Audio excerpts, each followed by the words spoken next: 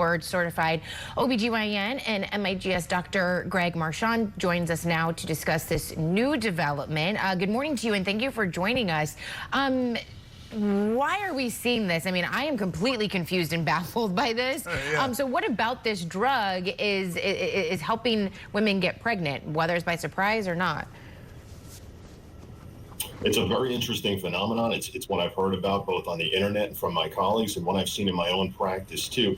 And it's definitely true. What we have here is a very powerful medication that works in several ways in the body. Of course, it helps you lose weight, makes you more healthy in other ways as well, lowering blood sugars, decreasing the risk of heart attack. So you've got a medication that all around increases your overall health, which is going to increase your fertility. But there's a second part to this too that's really powerful. A very underdiagnosed, very common hormonal disorder in women called polycystic ovarian syndrome. That syndrome is very well treated by this medication, although it's not yet FDA approved for that.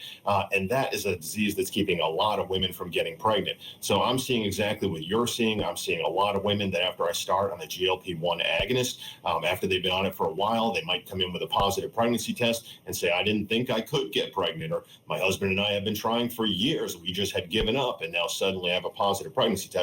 So it is something I'm seeing on almost a daily basis here. Wow, that really is amazing. I mean, weight loss, diabetes, and now this. I mean, they really, we at least for now, for what we know, stumbled upon a medical gold mine of sorts. What do you think that was the dominant issue? Because you kind of left the door open on 2 points. Is it more the hormonal issue, or more that overall better general health helps you get pregnant? How much weight do you give to each of those factors in terms of the secret behind this boom? Well, as an OBGYN, we're always looking at polycystic ovarian syndrome and how underdiagnosed it is. And some estimates have said that up to 20% of the women in the U.S. might be suffering with this condition. It's really a condition that can really affect your quality of life. It causes you to gain weight, can give irregular bleeding. Of course, it decreases fertility, but it can also give you testosterone symptoms that can be very bothersome, like facial hair and acne, and that can lead to depression. So I really feel that that's the main component here, that women who might have not have been diagnosed with PCOS and have been suffering in silence are now getting treatment for PCOS, because semaglutide is an excellent treatment for PCOS. Of course, as you mentioned, there's always a benefit to being in better health. Diet, exercise, losing weight, those are things that are going to make you more fertile. The one component that I don't think is playing a factor here is I've heard some rumors about the idea that semaglutide could decrease the efficacy of birth control pills, make your birth control pills not work. That is not something we're seeing any evidence of. There was a fairly good study out of Germany a while back that showed that progesterone levels from oral contraceptives stayed stable whether you were on semaglutide or not. So I don't think there's a lot of women whose birth control pills are being inactivated or something like that. I think it's the efficient treatment of PCOS and the improvement of the health in these women's lives that's leading to more pregnancies. I'm glad that you mentioned that, because that was my first thought when I read the headline, was thinking it's something similar to antibiotics, where the efficacy of birth control is lower when you're on antibiotics, which we all know. But I guess what other testing or studies have to be done in order for this to be more of a treatment for PCOS and for infertility in particular? You said it's FDA approved, obviously, for the reasons that we already know, but it's not for this necessarily. So what else has to be done in order for that to happen?